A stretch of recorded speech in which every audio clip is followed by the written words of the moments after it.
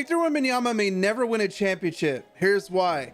He's been dubbed the greatest prospect in all sports. Maybe not only the greatest prospect in the NBA's history, maybe the greatest prospect in the history of team sports. And called an alien by the greatest player of this generation. Everybody, we're labeling like this unicorn thing. Everybody's been a unicorn over the last few years, but he's more like an alien. But is the Victor Wembanyama hype getting too out of hand? In a perfect world, let's say Wemby does stay injury-free and meets his potential. His first 3 or 4 years in the league, we should be guaranteed another Spurs dynasty, right? Well, it's not that simple. See, history shows that the top overall pick never really pans out, especially in recent history. Zion was regarded as the best prospect of the decade not too long ago, and now he's yet to play more than 61 games for the Pelicans. DeAndre Ayton was once called an anomaly before the draft. The only award he has to his point is making an all-rookie team. You can even take a look at the last European wonder kid who exceeded expectations in his first few years in the NBA. Yeah, he's never won MVP or made the NBA Finals, and just missed the playoffs in his 5th season, no matter what trade Mark Cuban cooks up.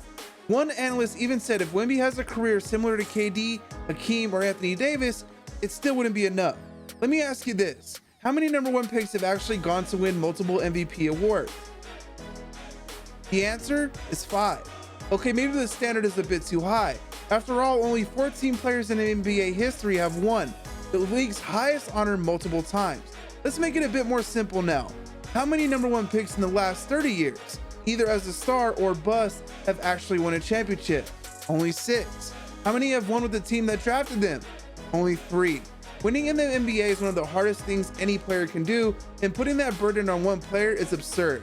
Of the last 43 years, only 6 players have led the team that drafted them to multiple championships. So technically, the odds of a team drafting a player and expecting them to win a title for them is probably worse odds than winning the lottery. However, this 2023 draft does feel a bit different, mostly because it's shaping up to be the exact same draft 26 years ago. Back in the 1997 NBA draft, it was more of a top-heavy draft where teams only wanted the top 2 picks of the draft, which is something you also see in the 2023 draft. Another similarity, the Spurs also won the #1 pick of that draft class and were represented by the same guy, their owner, Peter Holt.